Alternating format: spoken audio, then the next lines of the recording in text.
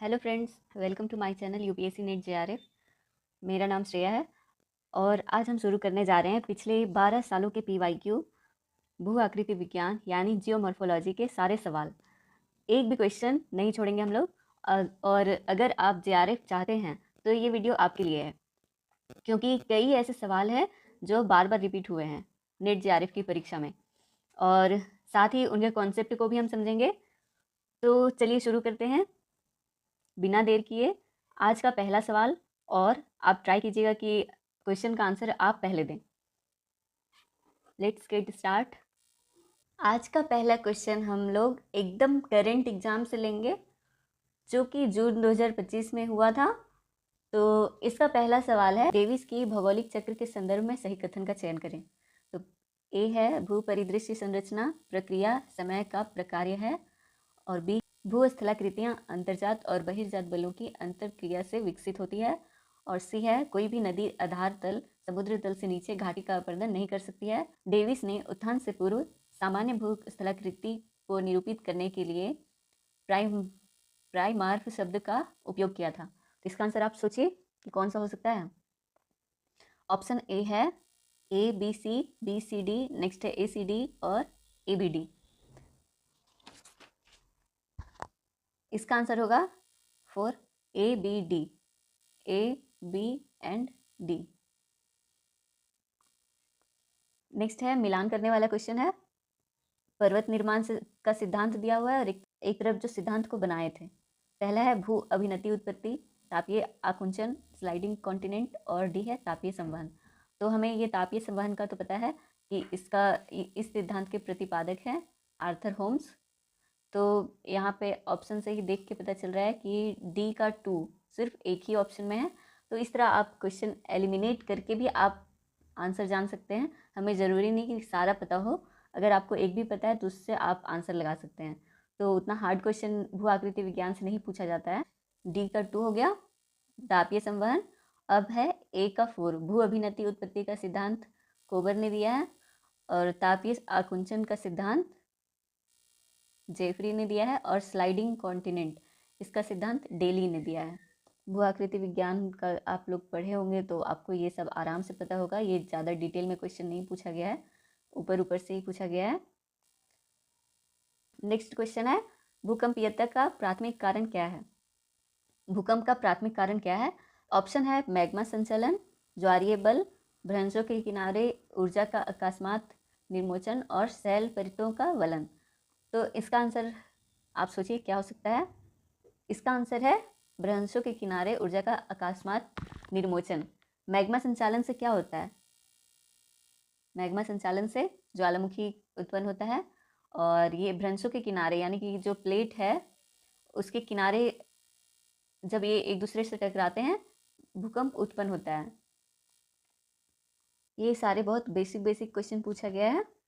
और नेक्स्ट है, किसी सक्रिय और सुसुप्त ज्वालामुखी के बीच प्राथमिक विभेद क्या है। क्वेश्चन देखने में बड़ा है, पर अगर आप इसको समझेंगे तो ये बहुत इजी क्वेश्चन है कि जो सक्रिय ज्वालामुखी है, जो अभी भी ज्वालामुखी फटता है, और जो अब ज्वालामुखी पहले फट चुका है अब बंद हो चुका है, तो वही क्वेश्चन पूछा है।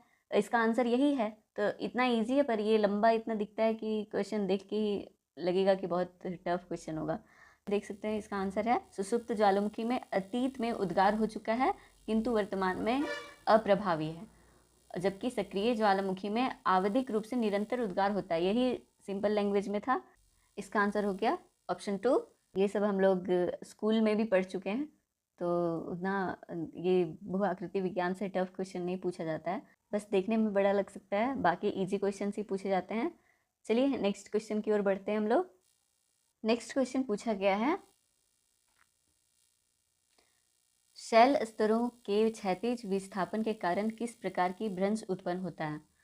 तो ये क्वेश्चन है, थोड़ा टफ नहीं कहा जा सकता है अगर आप पढ़े होंगे तो। ऑप्शंस है, पहला सामान्य भ्रंश, स्ट्राइक स्लिप भ्रंश, रिवर्स भ्रंश, और ओवर थ्रस्ट भ्रंश। तो इसका आंसर है स्ट्राइक स्लिप भ्रंश। नेक्स्ट क्वेश्चन है, रिवर्स भ्रंश तब उत्पन्न होता है जब, ये भी जून का क्वेश्चन पूछा गया है, रिवर्स भ्रंश तब उत्पन्न होता है जब। तो ऑप्शंस है, हैंगिंग वॉल ऊपर की ओर उठती है तब, हैंगिंग वॉल नीचे की ओर जाती है तब, फुटबॉल नीचे की ओर जाती है तब, कोई गति नहीं होता है तब। तो ये दोनों ऑप्शन तो ऐसे ही खत्म हो गया, फुटबॉल का इसमें कोई लेना देना है नहीं। तो इसका आंसर हो गया हैंगिंग वॉल ऊपर की ओर उठती है तब रिवर्स भ्रंश उत्पन्न होता है। ठीक है, ये क्वेश्चन सारे जून 2025 में पूछा गया था भू आकृति विज्ञान से। तो अब हम लोग शुरू करते हैं 2014 के PYQ से, और 2014 से लेकर 2024 तक असेंडिंग ऑर्डर में हम लोग PYQ सारा देखते जाएंगे, और एक भी PYQ भू आकृति विज्ञान से नहीं छोड़ने वाले हैं हम लोग। तो शुरू करते हैं। पहला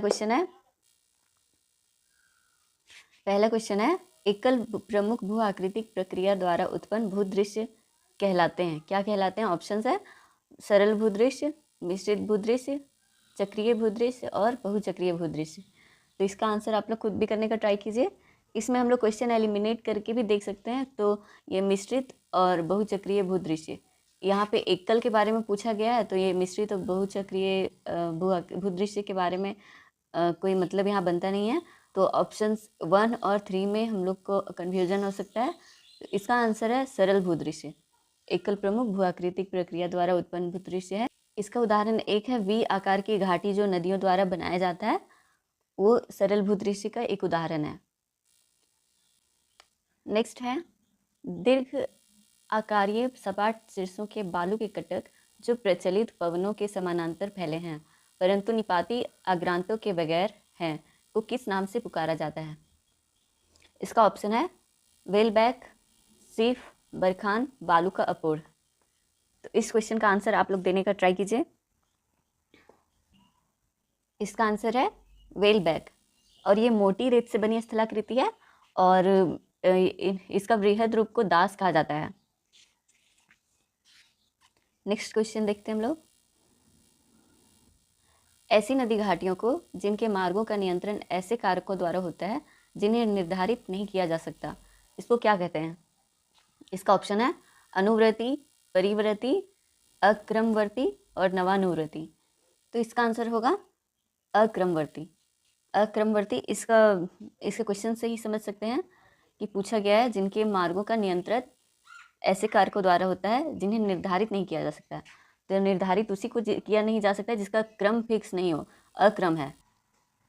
ऐसी नदियों का उदाहरण है लोहित नदी, दिबांग नदी और दिबांग नदी। आप लोग कमेंट में बताइएगा कि ये किसकी सहायक नदियां हैं। बहुत ईजी है, आप लोग बता सकते हैं। नेक्स्ट क्वेश्चन मिलान करने वाला है। इसमें बुक का नाम है और लेखक का नाम है प्रिंसिपल ऑफ जियोमॉर्फोलॉजी और the study of landforms unstable earth, morphology of the अर्थ। इनके इधर लेखक दिए गए हैं। प्रिंसिपल ऑफ जियोमॉर्फोलॉजी के लेखक है W.C. Thornbury. The study of landforms के लेखक है R.J. स्मॉल, और अनस्टेबल अर्थ के लेखक है J. Stairs. Morphology of the अर्थ के लेखक है L.C. किंग। तो इसका ऑप्शन में ए का टू सिर्फ एक में है, तो इसका आंसर ये हो जाएगा। नेक्स्ट क्वेश्चन देखते हैं हम लोग। पेडिमेंट की रचना का पार्श्वीय समतलन सिद्धांत किसके द्वारा प्रतिपादित किया गया है? तो इसका ऑप्शन है लॉसन, डेविस, गिलबर्ट, मैकेगी।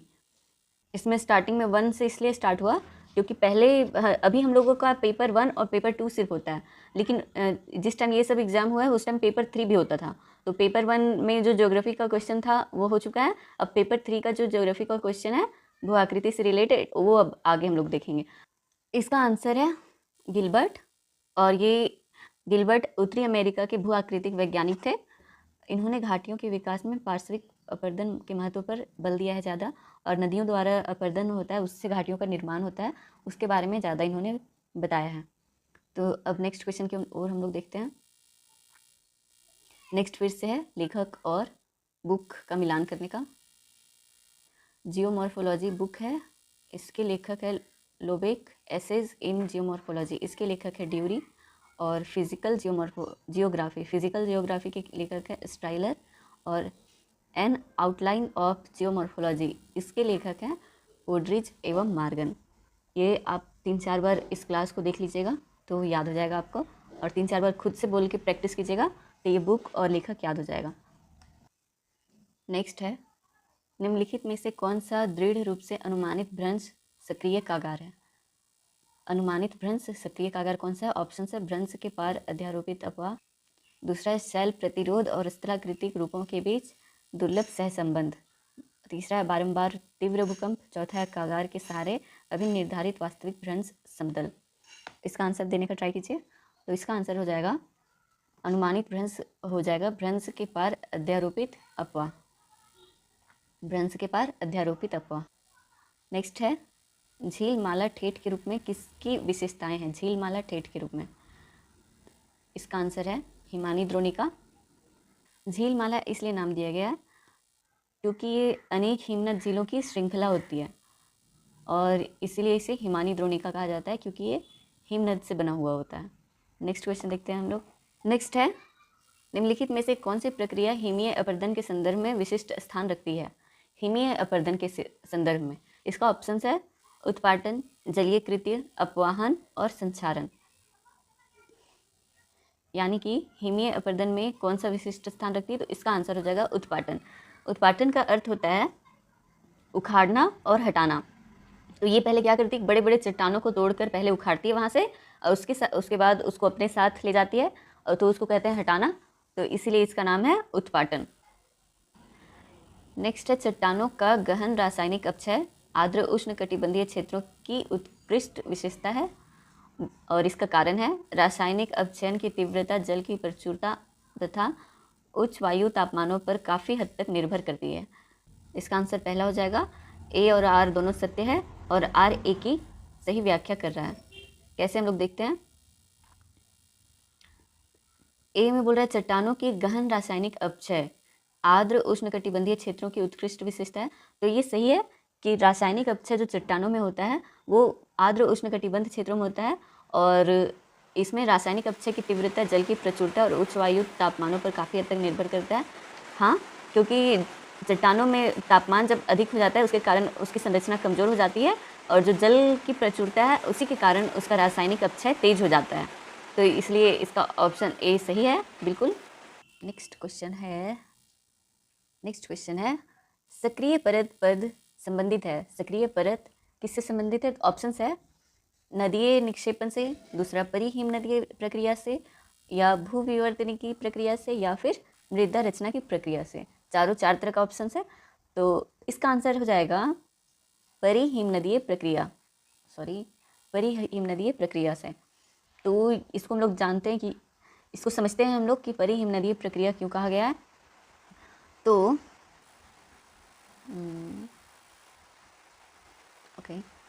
परिहिमनदीय प्रक्रिया इसलिए कहा गया और इससे सक्रिय पद इसलिए कहा गया है क्योंकि जब ग्रीष्म ऋतु आता है तो जो हिमनद जमा होता है उसका ऊपरी परत है सो पिघलने लगता है और वापस से जब शीत ऋतु आता है तो ये वापस से जमने लगता है।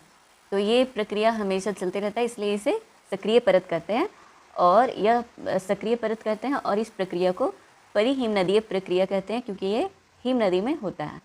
ओके, नेक्स्ट क्वेश्चन हम लोग देखते हैं अब।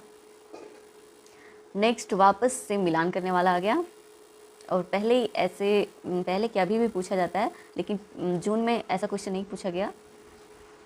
तो लेकिन नेक्स्ट बार भरोसा नहीं है कि पूछा जाएगा कि नहीं। अगर इसमें नहीं पूछा जाएगा तो यूनिट 8 के थ्रू ऐसे सवाल हमेशा पूछे जाते हैं मिलान करने वाला। तो इसका पहला है आधार स्तर सिद्धांत किसने दिया? समानांतर निवर्तन। पहला है आधार स्तर, दूसरा समानांतर निवर्तन, फिर तीसरा है अपर्दन चक्र और चौथा है धारा, दक्षता और क्षमता। तो इनके प्रतिपादक को हम लोग देख लेते हैं। आधार स्तर को इंग्लिश में बेस लेवल कहते हैं और इसके प्रतिपादक है J.W. पॉवेल हैं। और समानांतर निवर्तन इसको इंग्लिश में हम लोग कहते हैं पैरेलल रिट्रीट, इसके प्रतिपादक हैं W. पिंक। और अपर्दन चक्र का तो हमें पता ही है W.M. डेविस। और आधार, दक्षता और क्षमता इसके प्रतिपादक हैं G.K. गिलबर्ट। अगर हमें अपर्दन चक्र पता हो तो सी का ऑप्शन 4 सिर्फ 1 में है। तो अगर आपको एक भी पता है तो उससे भी आंसर लग सकता है और ये मैं पहले भी बता चुकी हूँ, पहले भी ऐसा क्वेश्चन आ चुका है तो उसमें भी हम लोग देखे थे। नेक्स्ट देखते हैं हम लोग। नेक्स्ट है जल योजन प्रक्रिया का संबंध है? जल योजन प्रक्रिया का संबंध किससे है? ऑप्शंस है भौतिक और जैविक प्रक्रिया से, भौतिक और रासायनिक प्रक्रिया से, जैविक और रासायनिक प्रक्रिया से और रासायनिक प्रक्रिया से। तो इसका आंसर आप लोग देने का ट्राई कीजिए। इसका आंसर है भौतिक और रासायनिक प्रक्रिया से।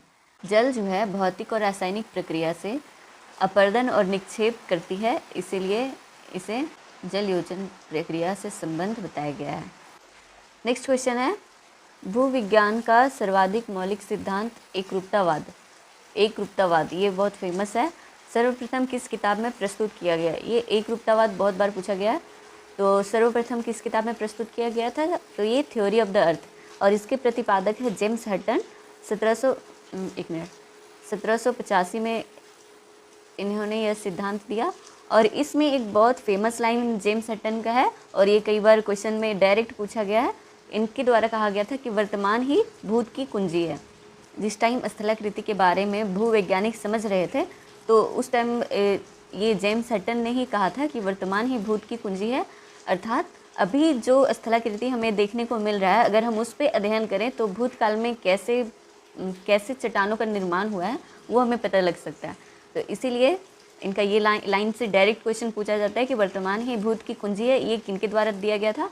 तो ये जेम्स हटन के द्वारा दिया गया था। ठीक है, नेक्स्ट क्वेश्चन है। नेक्स्ट क्वेश्चन की ओर चलते हैं हम लोग। निम्नलिखित में से किसने दृश्य भूमि प्रक्रम, संरचना और चरण का प्रकार्य है अवधारणा को अभिव्यक्त किया? दृश्य भूमि प्रक्रम, संरचना और चरण, ये इस अवधारणा को किन्होंने दिया है? तो इसका आंसर होगा W.M. डेविस ने दिया है, और 1899 में जब इन्होंने भौगोलिक संरचना का सिद्धांत दिया था। नेक्स्ट है क्वेश्चन, डेविस के साथ असहमत होते समय क्रिकमे ने किस शब्द के साथ पीनी प्लेन, स्थलीय प्राय को उखाड़ दिया, यानी कि हटा दिया? तो क्रिकमे ने 1933 में डेविस के भौगोलिक चक्र का संशोधन किया, और उन्होंने कहा कि भौगोलिक चक्र के अंत में पीनी प्लेन के स्थान पर पान प्लेन है, ये ज़्यादा प्रभावकारी होगा। क्रिकमे ने पीनी प्लेन के स्थान पर पान प्लेन शब्द का इस्तेमाल किया है। अब नेक्स्ट हम लोग देखते हैं, निम्नलिखित में से किसने दृश्य भूमि प्रक्रम, संरचना और चरण का प्रकार्य अवधारणा को अभिव्यक्त किया है?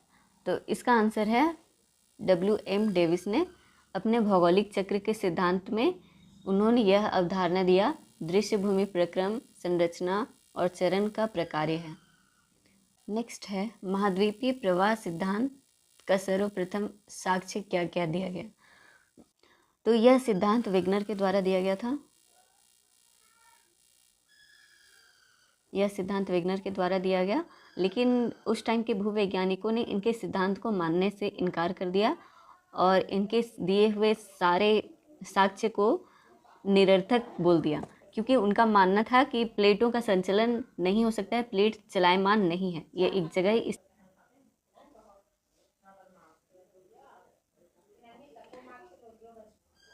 इसका ऑप्शन हम लोग पहले देख लेते हैं।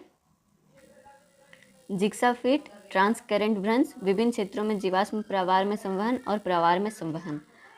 तो हमें पता है कि वेगनर ने जिग्सा फिट का एक साक्ष्य दिया है, और विभिन्न क्षेत्रों में जीवाश्म प्रवाह में संवहन का साक्ष्य दिया है।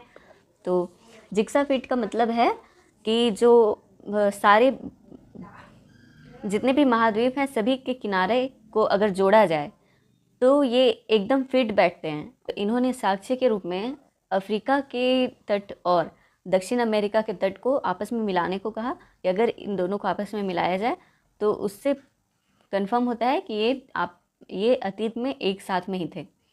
और दूसरा साक्ष्य इन्होंने दिया जीवाश्म प्रवाह में संवहन, यानी कि जो जीवाश्म का साक्ष्य हमें अफ्रीका के किनारों के पास से मिलता है, वही जीवाश्म के साक्ष्य हमें दक्षिण अमेरिका में भी मिलते हैं। लेकिन उस टाइम के भूवैज्ञानिकों ने इनके सारे साक्ष्य को नकार दिया और बोला कि ये कोइंसिडेंस भी हो सकता है। पर जब आर्थर होम्स ने अपना तापीय संवहन का सिद्धांत दिया 1930 में, तब जाकर वैज्ञानिकों ने इनके सिद्धांत के साक्ष्यों को भी माना। तो इस तरह इसका आंसर हो जाएगा जिग्साफिट और जीवाश्म प्रवार में संवहन ए और सी, ये ऑप्शन 3 में है। नेक्स्ट है समुद्र अधःस्थल के प्रसार का सिद्धांत प्रस्तुत किया गया। समुद्र अधःस्थल, इसके ऑप्शन है पहला होम्स और डेविस, दूसरा एरी और प्रेट्स, तीसरा है हेस और डाइट्स और चौथा है वेगनर और एडजल। तो हमें पता है सागर नीतल प्रसरण का सिद्धांत हैरी हेस के द्वारा दिया गया है, सागर नीतल प्रसरण का सिद्धांत। तो इसलिए इसका आंसर हेस और डाइट्स हो जाएगा। तो ऑप्शन 3 इसका सही आंसर होगा। नेक्स्ट क्वेश्चन की ओर बढ़ते हैं हम लोग। ये वापस से मिलान करने वाला हो गया, सूची 1 और सूची 2 को मिलान करना है। सूची 1 में अपर्दन के कारक है, सूची 2 में अपर्दन के लक्षण है। ठीक है, तो मिलाते हैं हम लोग। बहता जल पहला है, गतिशील हिम, बहती हवा, लहर का टकराना। तो लहरों के टकराने से हमें पता है कि शीर्ष और खाड़ी का निर्माण होता है, और बहता जल यानी कि नदी के द्वारा विसर्प आकृति बनती है। तो इसका आंसर अधःकर्तित विसर्प हो जाएगा। अगर हमें 2 भी ऑप्शन पता है तो इसका आंसर हम लोग चेक करते हैं। डी का 3, 2 में है डी का 3 और ए का 2। ए का 2 किस में है? ऑप्शन 2 में सिर्फ है, तो इसलिए इसका आंसर ऑप्शन 2 हो जाएगा। अब बाकी हम लोग मिला लेते हैं। बहती हवा नहीं, गतिशील हिम, गतिशील हिम से नीलंबी घाटी बनती है और बहती हवा से चापाकार टिब्बा बनता है। चापाकार टिब्बा हमें पता है रेगिस्तान के इलाकों में बनता है। ठीक है, नेक्स्ट क्वेश्चन की ओर बढ़ते हैं हम लोग। पृथ्वी के जलमंडल में जल का अंतर्वाह और जल का बहिर्वाह का निवल परिणाम है। जलमंडल में जल का अंतर्वाह और जल का बहिर्वाह का निवल परिणाम क्या क्या है? ऑप्शंस है अस्थायी अवस्था संतुलन, गतिक संतुलन, अर्धस्थायी अवस्था संतुलन और अर्धगतिक संतुलन। इसका आंसर होगा अस्थायी अवस्था संतुलन। तो इससे अस्थायी अवस्था संतुलन क्यों कहेंगे? हमें पता है कि पृथ्वी पर जल हमेशा एक समान बना रहता है। 71% पृथ्वी पर लगभग जल है, और ये एक समान इसलिए बना रहता है क्योंकि गर्मी के दिन में जब जलवाष्प बनकर उड़ जाता है तो फिर बरसात के टाइम में वही जलवाष्प संघनित होकर वापस धरती पर आ जाता है। तो इस तरह पृथ्वी पर हमेशा जल की मात्रा एक समान होती है, इसलिए इसे स्थायी अवस्था संतुलन कहते हैं। नेक्स्ट क्वेश्चन है, निम्नलिखित में से कौन सी स्थिति चूना पत्थर दृश्य भूमि के काष्ठ स्थलाकृति में परिणत होने के लिए आवश्यक नहीं है? इसका ऑप्शन है चूना पत्थर के निर्माण के लिए विलय प्रक्रम हेतु 100% कैल्शियम कार्बोनेट का होना जरूरी है। दूसरा है भिन्न अपारगम्य चूना पत्थर के जोड़ों की जटिल संरचना। तीसरा है भूतल तथा भौम जल स्तर के बीच वातित जोन अवश्य होना चाहिए। चौथा है समुचित वनस्पति आच्छादन। इसका आंसर आप कॉमन सेंस से भी दे सकते हैं। ओके, इसका आंसर होगा समुचित वनस्पति आच्छादन। समुचित वनस्पति आच्छादन इसका होना बिल्कुल भी आवश्यक नहीं है चूना पत्थर दृश्य भूमि को बनने के लिए। नेक्स्ट क्वेश्चन की ओर बढ़ते हैं हम लोग। नेक्स्ट है ऊपर से नीचे तक ढलान वाली भूमि के विभिन्न भागों को संसूचित करने के प्रयुक्त पारिभाषिक शब्दावली का सही क्रम को चिन्हित करें। क्या पूछा है कि ऊपर से नीचे तक ढलान वाली भूमि के विभिन्न भागों को संसूचित करने के प्रयुक्त पारिभाषिक शब्दावली का सही क्रम। पहला ऑप्शन है मालवा युक्त ढाल, बढ़ता ढाल, कम होता ढाल, खुला अंताग्र। ऊपर से नीचे तक ढलान वाली भूमि का सही क्रम होगा, पहले सी होगा, उसके बाद खुला अंताग्र यानी कि डी होगा, सी होगा, डी होगा, उसके बाद मालवा युक्त ढाल, फिर ए होगा, उसके बाद बी होगा। तो ऑप्शन 4 हमारा सही आंसर हो गया। अब नेक्स्ट क्वेश्चन की ओर बढ़ते हैं। नेक्स्ट है एकल प्रमुख भू आकृतिक प्रक्रिया द्वारा उत्पन्न भूदृश्य क्या कहलाता है? हम लोग जून 2014 के क्वेश्चन में आ गए हैं। अब 2014 का दिसंबर का क्वेश्चन खत्म हो चुका है। इसका पहला क्वेश्चन है, इसका ऑप्शन है सरल भूदृश्य, एक चक्रीय भूदृश्य, मिश्रित भूदृश्य और बहुचक्रीय भूदृश्य। यहाँ पे एकल पूछा गया है, एकल प्रमुख, तो मिश्रित और बहुचक्रीय तो ऑप्शन से ऐसे ही एलिमिनेट हो गया। अब बचा सरल भूदृश्य और एक चक्रीय भूदृश्य। तो इसका सही आंसर है सरल भूदृश्य।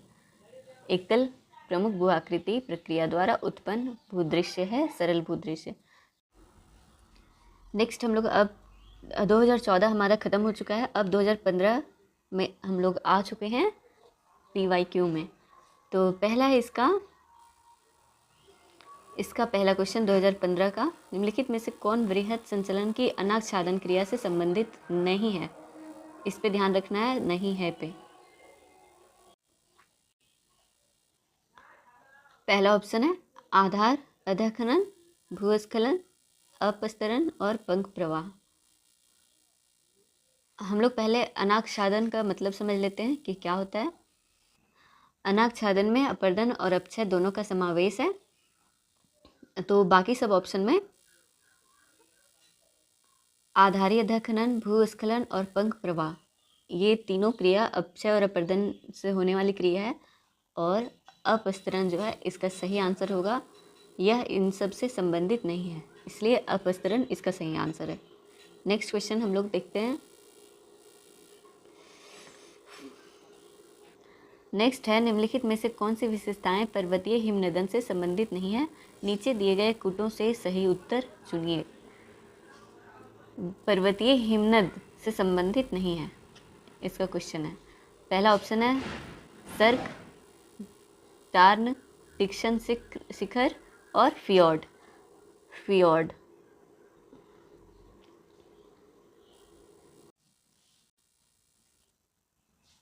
इसका आंसर है फियोर्ड। फियोर्ड हिमनद से संबंधित नहीं है। फियोर्ड एक प्रकार का तट या किनारा है जो गहरे जल के सागरीय भाग होते हैं। ओके, समझ में आ गया होगा। नेक्स्ट क्वेश्चन की ओर बढ़ते हैं। नेक्स्ट है वापस से पुस्तक का नाम और उनके लेखक।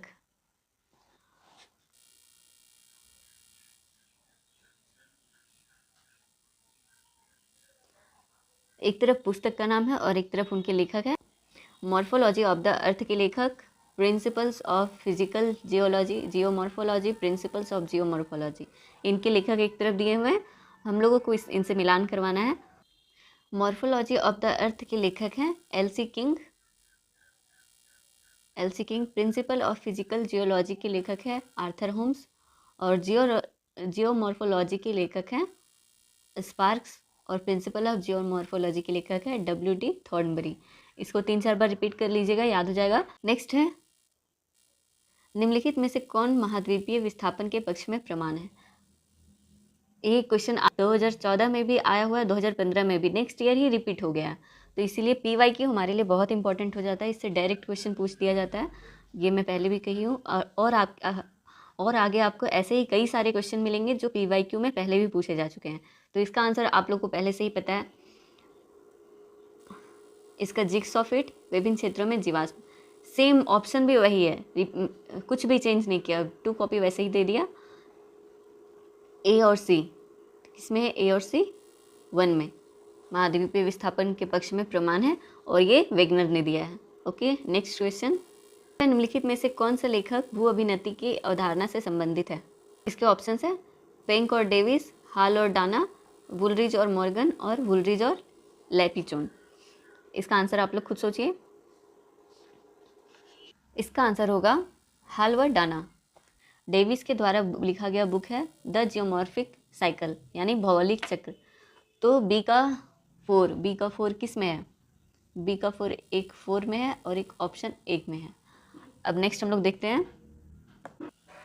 KW बर्जर, इनका बुक है जियोमॉर्फोलॉजी फ्रॉम द अर्थ।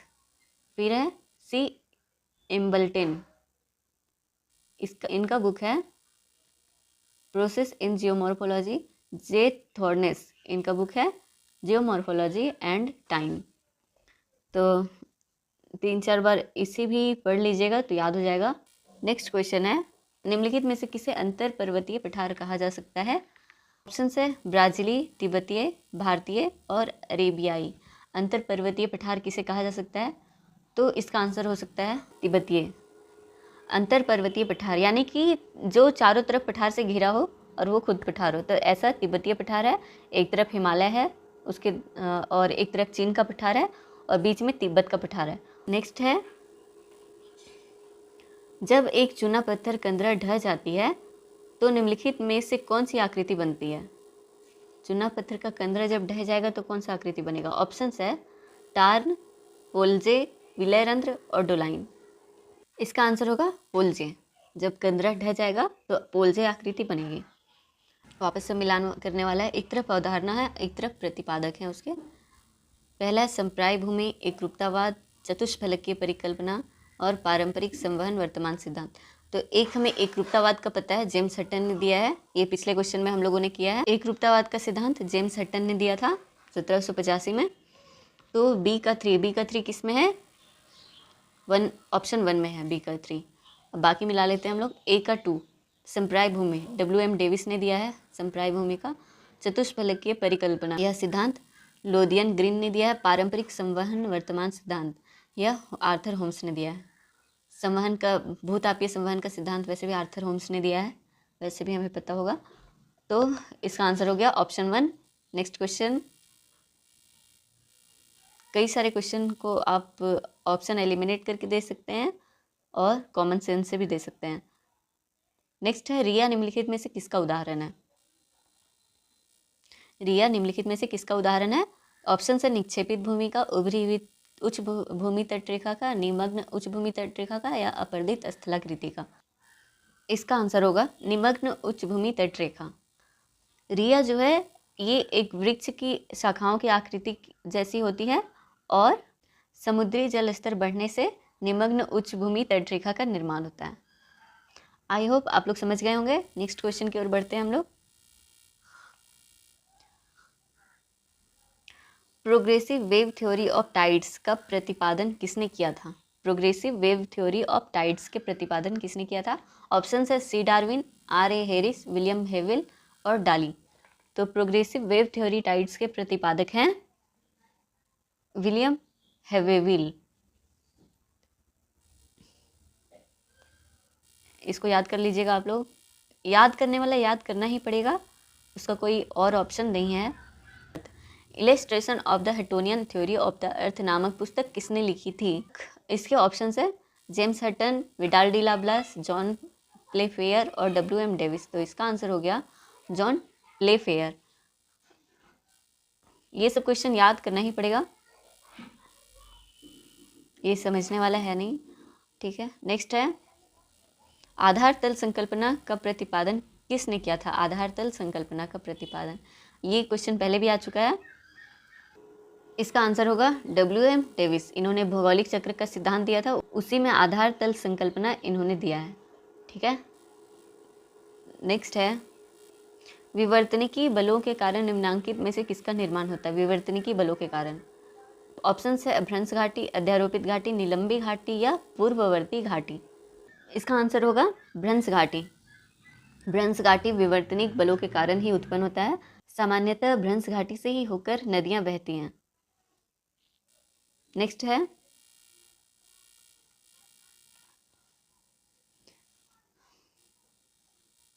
उच्च अक्षांश क्षेत्रों में निमज्जित हिम नदीय घाटियों को किस नाम से जाना जाता है?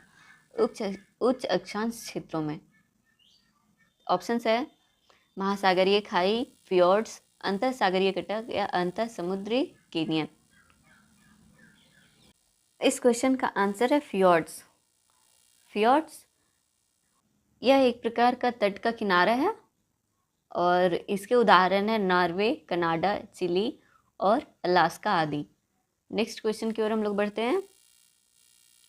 सुमेलित करने वाला है, एक तरफ चट्टान का टाइप्स दिया हुआ है, वो किससे बने हुए हैं उससे मिलान करना है। तो बेसाल्ट, ग्रेनाइट, सैंडस्टोन और शैल, इसका मिलान करना है हमें। बेसाल्ट जो है वो सिस्ट से बना हुआ है और ग्रेनाइट है नीस से बना हुआ है, सैंडस्टोन क्वार्टजाइट से बना हुआ है और शैल स्लेट से बना हुआ है, ठीक है। नेक्स्ट है, पृथ्वी की उत्पत्ति के संबंध में कांट के निम्नांकित अभिकथनों पर विचार करें। कांट ने जो पृथ्वी की उत्पत्ति से संबंधित बात कही है उसको देखना है कि कौन सा सही है। पहला है, ए है, कांट ने अपने सिद्धांत में न्यूटन के गुरुत्व सिद्धांत का उपयोग किया था।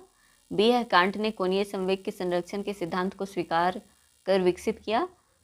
तो ये तो सही है कि न्यूटन के गुरुत्व सिद्धांत का उपयोग किया है इन्होंने, और कोणीय संवेग के संरक्षण के सिद्धांत को भी स्वीकार किया और उनका विकास भी किया है। सी है यद्यपि लाप्लास ने पृथ्वी की उत्पत्ति की न्यूटन की परिकल्पना को प्रस्तुत किया, तथापि कांट को निहारिका संकल्पना का वास्तविक प्रतिपादक माना गया। ये भी सही है। तो इस तरह से इसका आंसर हो जाएगा 4, ऑप्शन 4 ये सभी। ओके, नेक्स्ट क्वेश्चन की ओर बढ़ते हैं।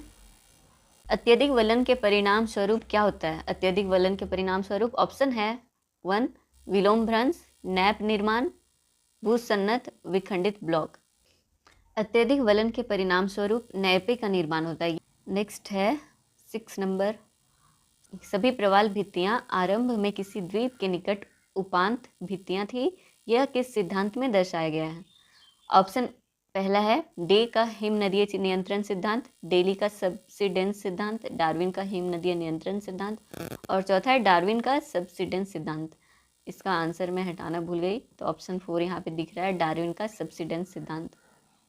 यह सभी प्रवाल भित्तियां आरंभ में किसी द्वीप के निकट उपांत भित्तियां थी। ओके, ऑप्शन 4 इसका सही आंसर हो गया, डार्विन का सबसिडेंस सिद्धांत। नेक्स्ट क्वेश्चन की ओर बढ़ते हैं हम लोग। क्वेश्चन नंबर 7 है गुटेनबर्ग डिसकंटिन्यूटी निम्नांकित में से किसके मध्य पाया जाता है? ऑप्शन पहला है ऊपरी क्रोड और निचला क्रोड, मेंटल और क्रोड, परपट्टी और मेंटल, ऊपरी मेंटल और निचला मेंटल। इसे मैं आपको फिगर के द्वारा समझाने का ट्राई करती हूँ थोड़ा सा, एक मिनट। लेहमैन गोरे मोको, गोरे मोको।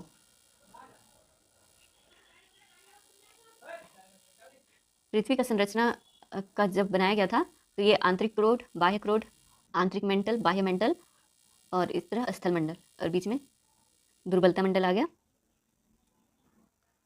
दुर्बलता मंडल। तो आंतरिक क्रोड और बाह्य क्रोड और आंतरिक क्रोड के बीच के पार्ट को लेहमैन कहा जाता है, और आंतरिक मेंटल और बाह्य कोर के बीच को गुटेनबर्ग कहा जाता है। ऐसे याद कर लीजिएगा, जो गुटेनबर्ग है वो मेंटल और क्रोड के बीच का है, आंतरिक क्रोड बाह्य क्रोड और आंतरिक मेंटल के बीच को गुटेनबर्ग कहा जाता है। इसका आंसर ऑप्शन 2 हो जाएगा। ठीक है, नेक्स्ट है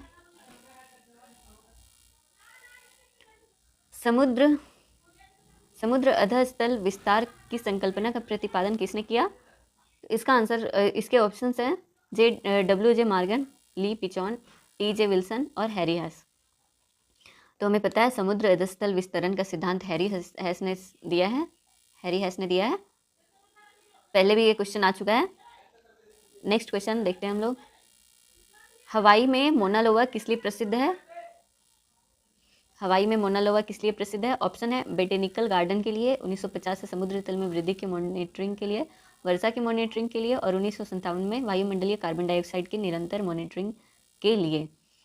तो मोना लोआ हमें पता है कि वहाँ ज्वालामुखी विस्फोट होता है, और इसलिए इसका आंसर ऑप्शन 4 होगा। 1957 से वायुमंडलीय कार्बन डाइऑक्साइड की निरंतर मॉनिटरिंग के लिए मोना लोआ प्रसिद्ध है।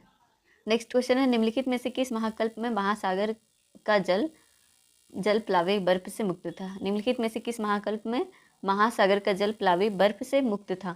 तो इसका ऑप्शन है आद्य महाकल्प, सिनोजोइक महाकल्प, पूराजीवी महाकल्प और मध्यजीवी महाकल्प। इसका आंसर हो गया मध्यजीवी महाकल्प, ऑप्शन 4 इसका सही आंसर है। नेक्स्ट क्वेश्चन,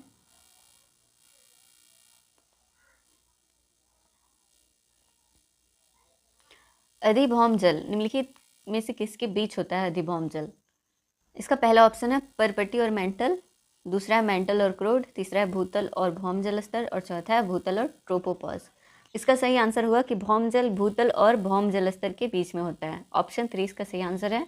नेक्स्ट क्वेश्चन, जून और दिसंबर 2015 का सारा भू आकृति का क्वेश्चन खत्म होता है। तो हम लोग 2014 और 2015 कंप्लीट कर चुके हैं। अब 2016 की ओर बढ़ते हैं। 2016 के PYQ को देखते हैं हम लोग भू आकृति से रिलेटेड। 2016 का पहला क्वेश्चन हम लोग लेते हैं, अपर्दन का सामान्य चक्र किससे संबंधित है? ऑप्शंस है हिम नदी अपर्दन, समुद्री अपर्दन, नदी अपर्दन या पवन अपर्दन। इसका सही आंसर होगा नदीय अपर्दन। अपर्दन का सबसे पहले जो संकल्पना दिया है वो डेविस ने दिया था भौगोलिक चक्र सिद्धांत में। ठीक है, नेक्स्ट क्वेश्चन की ओर बढ़ते हैं हम लोग, बिना देर किए हुए, बिना कोई बकवास किए हुए। दूसरा है अपवाह प्रतिरूप जो इसके प्रवाहित होने की मूल संरचना द्वारा नियंत्रित नहीं होती है को क्या कहा जाता है? ऑप्शन है क्रमवर्ती, अनुवर्ती, अक्रमवर्ती, पुनः क्रमवर्ती। इस क्वेश्चन का आंसर होगा अक्रमवर्ती, यानी कि ऑप्शन 3। नेक्स्ट क्वेश्चन की ओर बढ़ते हैं हम लोग। थर्ड है श्वास पद का अर्थ क्या होता है? श्वास पद, श्वास शब्द का। ऑप्शन है पहला तरंग रोध के पश्चात समुद्र तट पर समुद्री जल का पश्चवर्ती संचलन, तरंग रोध के पश्चात समुद्र तट पर समुद्री जल का तिर्यक संचलन। तीसरा है तरंग रोध के पश्चात समुद्र तट पर समुद्री जल का अग्रवर्ती संचलन। चौथा है तरंग रोध के पश्चात समुद्र तट पर समुद्री जल का पार्श्ववर्ती संचलन।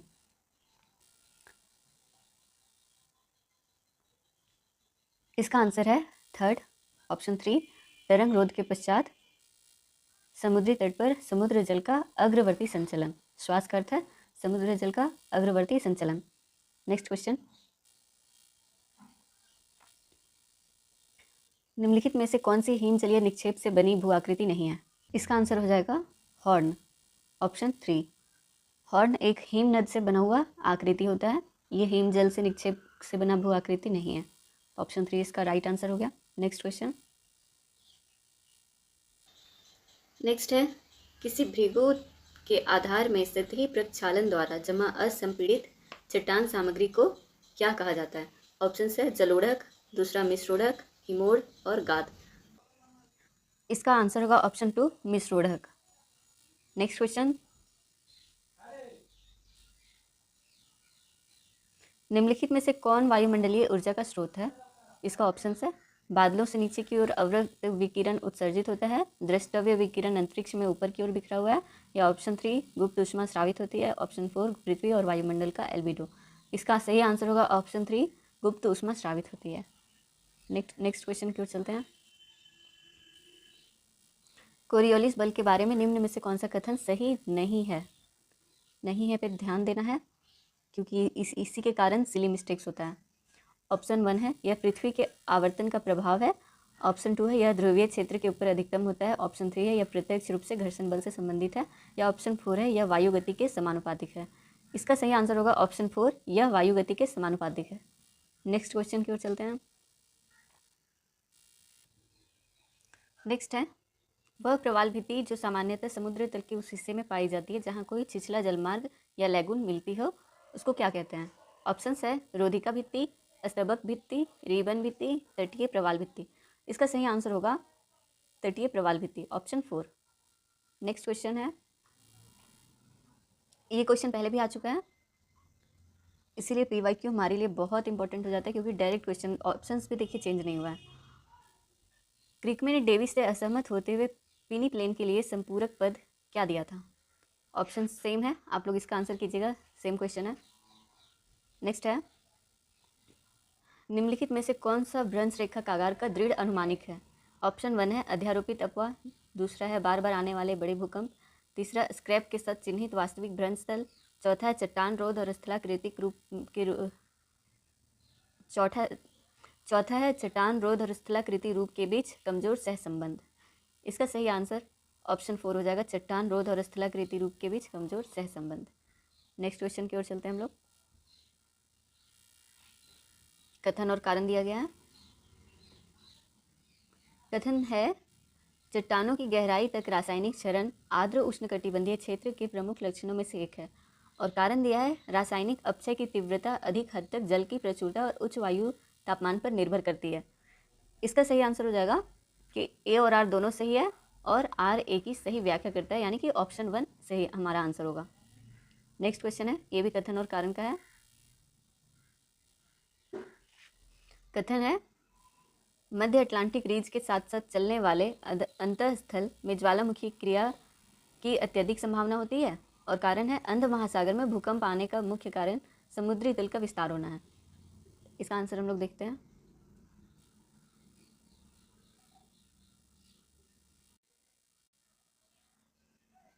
इसका सही आंसर ऑप्शन 1 है, ए और आर दोनों सही है और आर ए की सही व्याख्या करता है। ठीक है, नेक्स्ट क्वेश्चन की ओर बढ़ते हैं। ये लेखक और पुस्तक का नाम है। ये क्वेश्चन पहले भी आ चुका है, इसलिए इसका आंसर आप लोग भी देने का ट्राई कीजिए।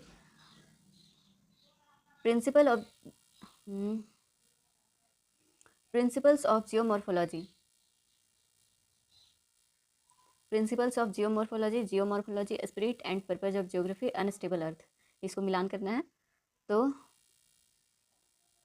बुलरिज और मॉर्गन ने spirit and purpose of geography book लिखी है, और थॉर्नबरी ने प्रिंसिपल ऑफ जियोमॉर्फोलॉजी बुक लिखी है, और वॉन रिस्टोफिन ने जियोमॉर्फोलॉजी बुक लिखी है, और स्टीयर्स ने अनस्टेबल अर्थ लिखी है। याद कर लीजिएगा। नेक्स्ट है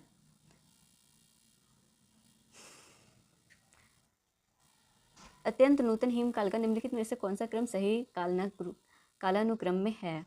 ऑप्शन 1 है मिंडेल वुर्म गुन्सरीम गुन्स मिंडेल रीम वुर्म मिंडेल रीम गुन्स, और चौथा है रिम मिंडेल वुर्म गुन्स। इसका सही आंसर होगा ऑप्शन 2 गुन्स मिंडेल रीम वुर्म। अत्यंत नूतन हिमकाल का है ये क्रम है। पहले गुन्स होगा, फिर मिंडेल होगा, फिर रिम, उसके बाद वुर्म। नेक्स्ट क्वेश्चन की ओर चलते हैं। फिर से कथन और कारण आ गया। कथन है अपसरण पट्टिका मार्जिन के कारण समुद्र तल का प्रसार होता है, और कारण है संरचनात्मक पट्टिका मार्जिन के फलस्वरूप भ्रंश निर्मित होते हैं।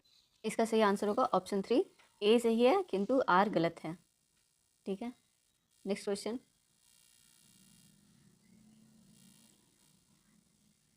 टू 2016 का यहाँ पे सारा PYQ खत्म हो चुका है भू आकृति विज्ञान का।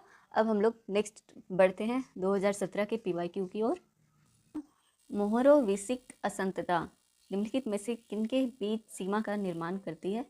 ये हम लोगों ने पिछले भी क्वेश्चन में पढ़ा है, गुटेनबर्ग उसमें पूछा गया था, तो उसमें इसका ट्रिक हम लोग जानते हैं। लेमैन गुरेमोको। मोहरोविसिक असंतता का मतलब मोह है, तो वो पाया जाता है किसके बीच में। ऑप्शंस है महाद्वीपीय सेल्फ और महासागर पटल के बीच में, दुर्बलता मंडल और स्थल मंडल के बीच में, परपट्टी और ऊपरी परिवार के बीच में, या कोर और प्रवार। इसका सही आंसर होगा ऑप्शन 3 परपट्टी और ऊपरी प्रवार के बीच में। ऊपरी प्रवार मतलब बाह्य मेंटल के बीच में, बाह्य मेंटल और परपट्टी के बीच में पाया जाता है मोह। ठीक है, नेक्स्ट क्वेश्चन देखते हैं हम लोग। नेक्स्ट है प्लेट के दूसरे प्लेट के नीचे खिसकने की क्रिया को किस नाम से जाना जाता है। तो ऑप्शंस है पहला है अभिवहन, अवनयन, अभिसरण या संवहन। तो इसका सही आंसर हो जाएगा ऑप्शन 2 अवनयन, यानी कि इंग्लिश में इसे सबडक्शन बोलते हैं। इसका आंसर ऑप्शन 2 हो गया। नेक्स्ट क्वेश्चन देखते हैं हम लोग। सैन एंड्रियन भ्रंश है। ऑप्शंस है रूपांतर भ्रंश, अभिसारी भ्रंश, प्रसारी भ्रंश या निमज्जनकारी भ्रंश। इसका सही आंसर हो जाएगा ऑप्शन 1 रूपांतरण भ्रंश। Next question. निम्नलिखित में से कौन सा सरिता भीमी निक्षेप है। ऑप्शंस है पदस्थली, बाढ़कृत मैदान, केम वेदिका या लोएस का मैदान। इसका सही आंसर हो जाएगा ऑप्शन 2 केम वेदिका। नेक्स्ट क्वेश्चन की ओर बढ़ते हैं हम लोग। नेक्स्ट है निम्नलिखित में से किस विद्वान ने प्रवाल भित्ति से संबंधित अवतलन सिद्धांत दिया था। ऑप्शंस है डेली, डेविस, डटन या डार्विन ने। इसका सही आंसर होगा ऑप्शन 4 डार्विन ने। चार्ल्स डार्विन ने 1837 में यह सिद्धांत दिया था। ओके, नेक्स्ट क्वेश्चन की ओर बढ़ते हैं हम लोग। पदस्थली पेडिप्लेन की अवधारणा निम्नलिखित में से किस नाम के साथ संबंधित है, यानी कि यह अवधारणा किनके द्वारा दिया गया। तो ऑप्शंस है डेविस के द्वारा, पेंक, एलसी किंग या सीए कॉटन। इसका सही आंसर हो जाएगा option 2 L C King. L C King ने पदस्थली या पेडिप्लेन की अवधारणा को दिया है। Okay, next question. आनत शैल संस्तरण पर क्षैतिज रेखा की दिशा को क्या कहते हैं। ऑप्शन है अपनति, नति, अभिनति या नतिलंब। इसका सही आंसर हो जाएगा, यह क्वेश्चन जून 2025 के एग्जाम में भी आ चुका है, तो इसका सही आंसर होगा ऑप्शन 4 नतीलम। इसी को इंग्लिश में स्ट्राइक कहते हैं, स्ट्राइक। Next question. ढलान प्रोफाइल उत्थापन क्रिया की परिस्थितियों के अनुसार उत्तल, समतल अथवा नतोदर होती है, यह किसने कहा है? ऑप्शन है पेंग, डेविस, जॉनसन या वुड ने। इसका सही आंसर होगा ऑप्शन 1, पेंग ने कहा है। नेक्स्ट क्वेश्चन, ये धारणा कि वर्तमान प्रक्रियाएं समस्त भूवैज्ञानिक काल के दौरान क्रियाशील रहती हैं, किस सिद्धांत को संकेत करती हैं? ऑप्शन है पहला समस्थिति, एकरूपतावाद, पटल विरूपण या विपत्वाद। इसका सही आंसर होगा एकरूपतावाद। आप लोग ये इसका सही आंसर होगा एकरूपतावाद, यानी कि ऑप्शन 3। एकरूपतावाद सिद्धांत किस वैज्ञानिक ने दिया है? ये क्वेश्चन PYQ में भी पहले भी देख चुके हैं। इसका सही आंसर आप लोग कमेंट कीजिएगा।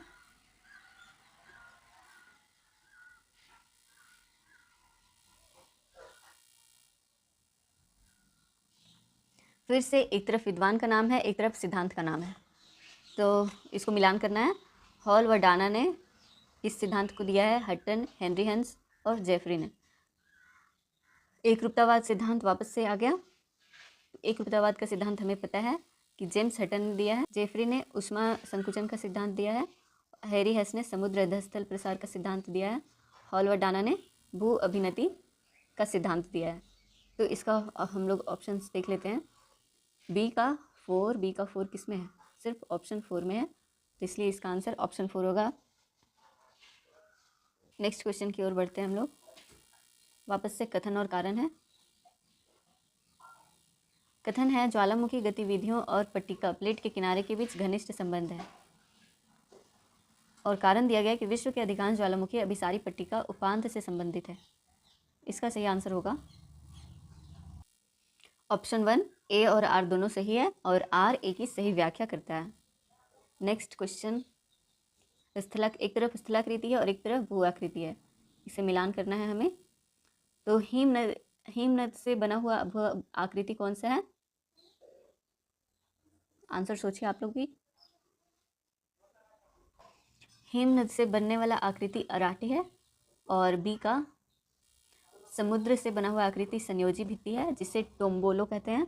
और नदी से बना हुआ आकृति जलोढ़ या जलोढ़ पंख रूपी प्रसार है और वातोड़ से बना हुआ आकृति यार डांग है। तो ऐसे ए का 3 किस में है? इसमें भी, इसमें बी का 4 और सी का 1, तो ऑप्शन 4 हमारा राइट आंसर होगा। नेक्स्ट क्वेश्चन,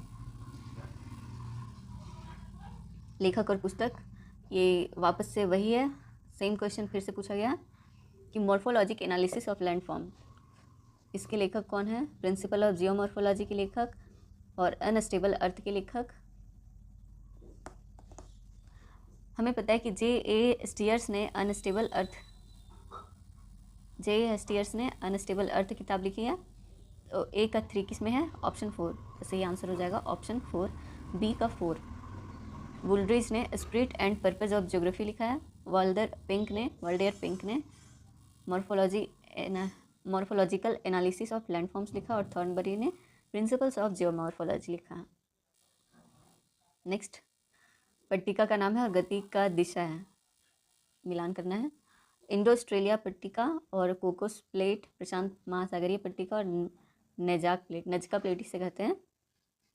इंडो ऑस्ट्रेलिया पट्टिका उत्तर की ओर गति करती है, कोकोस प्लेट उत्तर पश्चिम की ओर गति करता है, प्रशांत महासागरीय पट्टिका यह पश्चिम की ओर गति करता है और नजका प्लेट ये पूर्व की ओर गति करता है। इसका सही आंसर होगा option 2। Okay, next question. Next है, निम्नलिखित पर्वतों में से किसका निर्माण एक महासागरीय और एक महादेशीय पट्टिका के अभिसरण से हुआ है? इसका ऑप्शन है यूराल, आल्प्स, एंडीज और या फिर एपलाचियंस। इसका सही आंसर होगा option 3, Andes. Next question, karst प्रदेश में चट्टानों के अपक्षय के लिए निम्नलिखित प्रक्रियाओं में से कौन सा एक उत्तरदायी है? ऑप्शन है हाइड्रोलिसिस, कार्बनीकरण, ऑक्सीकरण या ढाल मलबे का निर्माण। इसका सही आंसर होगा ऑप्शन 2, कार्बनीकरण।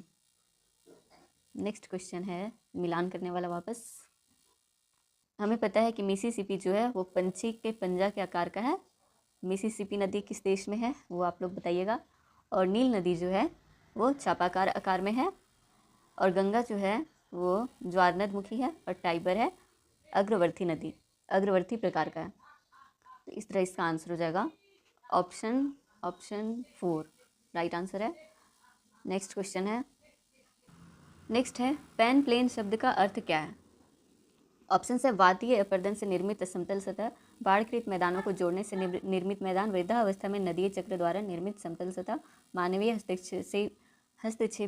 हस्तक्षेप में निर्मित समतल सतह। इसका सही आंसर होगा ऑप्शन 2 बाढ़कृत मैदानों को जोड़ने से निर्मित मैदान पैन प्लेन का अर्थ है। इसका उदाहरण है गंगा का मैदान। ये क्वेश्चन कई बार रिपीट हुआ है, रिया किसका उदाहरण है? रिया किसका उदाहरण है? ऑप्शन है प्राकृतिक तट, उन्मज्जी ऊपरी भूमि तट, संयुक्त तट, निमग्न ऊपरी भूमि तट। इसका सही आंसर होगा ऑप्शन 4 निमग्न ऊपरी भूमि तट। नेक्स्ट क्वेश्चन,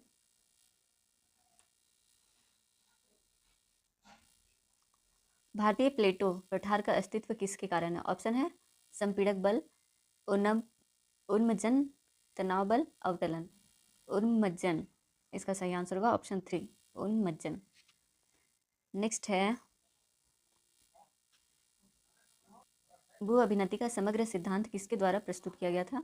ये कई बार आ चुका है एग्जाम में। ऑप्शन है हॉल व डाना, J.S. टियर्स, हॉग या इवांस। इसका सही आंसर होगा ऑप्शन 1 हॉल और डाना। बालू का टिब्बा का आकार और संरेखन, बालू के टिब्बा का विशिष्ट नाम, इसका मिलान करना है।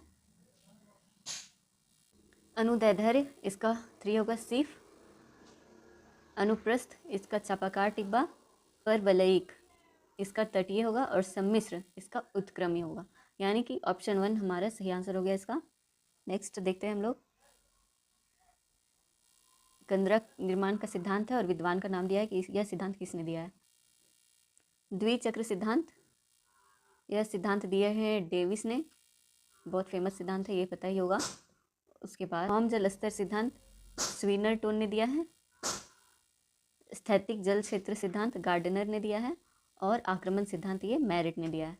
इस तरह इसका सही आंसर हो जाएगा option 2 is the right answer of this question. Next है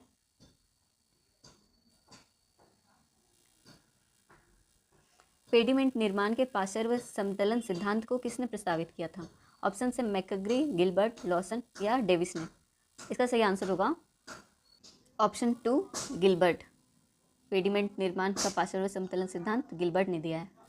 नेक्स्ट है कथन और कारण दिया हुआ है। कथन हवाई द्वीप ज्वालामुखी क्रियाओं का प्रदेश है, ये सही है, कथन सही है। और कारण दिया है अभिसरित प्लेट सीमाएं ज्वालामुखी उद्गारों के स्थल हैं, तो क्या इसके कारण यहाँ ज्वालामुखी आता है? तो ये कथन सही है, कथन सही है पर कारण गलत है, क्योंकि हवाई द्वीप पर हमें पता है कि हॉट ब्लूम एरिया है, तो इसलिए वहाँ पे अभिसरित प्लेट की वजह से ज्वालामुखी नहीं आता है, इसलिए सही इसका सही आंसर होगा ऑप्शन 2। ए और आर दोनों सही है, लेकिन आर ए की सही व्याख्या नहीं करता है। नेक्स्ट है 2017 का यहाँ सारा PYQ खत्म होता है, अब 2018 की ओर चलते हैं हम लोग। 2018 का पहला क्वेश्चन है, निम्नलिखित में से कौन सा एक भूस्थलाकृतिक विशेषताओं वाला समूह क्षरण प्रक्रिया का परिणाम है? ऑप्शंस, पहला है एस्कर्स फियोर्ड वी आकार की घाटी सिफ, दूसरा है सर्क एरेटिव प्लाया स्टेक, तीसरा है हिमोड बरकान पेनेलकिल सिक्रिका तरंग निर्मित प्लेटफॉर्म, या चौथा है लिविस स्टेलेगमाइट मोनोडनाक या ड्रमलिन। तो इसका आंसर है option 2 is the right answer, cirque arete playa और स्टिक। नेक्स्ट क्वेश्चन, कथन और कारण। कथन है पट्टिका उपांत प्लेट मार्जिन और ज्वालामुखी क्षेत्र स्पष्ट रूप से एक दूसरे से संबद्ध होते हैं। तर्क किसका दिया है? अधिकांश ज्वालामुखी क्षेत्र अभिसरण पट्टिका सीमाओं पर अवस्थित हैं। तो इसका आंसर होगा option 1 is the right answer. A और आर दोनों सही है और आर ए की सही व्याख्या करता है। मेंटल का ऊपरी भाग जिसके ऊपर पृथ्वी की परपट्टी प्लवन करती है को क्या कहा जाता है? ऑप्शन है गुरुमंडल, बेरिस्फीयर, मीसोस्फीयर, हाइड्रोस्फीयर, स्टेनोस्फीयर। तो इसका राइट आंसर होगा स्टेनोस्फीयर। इसी के ऊपर मेंटल का ऊपरी भाग, जिसके ऊपर पृथ्वी की परपटी प्लवन करती है, यानी कि जिसके ऊपर परपटी है वो स्टेनोस्फीयर के ऊपर है, और स्टेनोस्फीयर अर्ध ठोस पार्ट है पृथ्वी का। नेक्स्ट है भूगर्भीय दृष्टि से भारत की सबसे पुरानी चट्टान कहाँ की है? ऑप्शन है कर्नाटक की धारवाड़ क्षेत्र, राजस्थान के अरावली क्षेत्र, मध्य प्रदेश के विंध्यन क्षेत्र या पंजाब के शिवालिक क्षेत्र। तो इसका राइट आंसर होगा कर्नाटक का धारवाड़ क्षेत्र। कर्नाटक का धारवाड़ क्षेत्र। और इस धारवाड़ क्षेत्र आर्थिक रूप से काफ़ी संपन्न क्षेत्र है। इस क्षेत्र में कोयला, सोना और लौह अयस्क पाए जाते हैं ज़्यादातर। नेक्स्ट क्वेश्चन,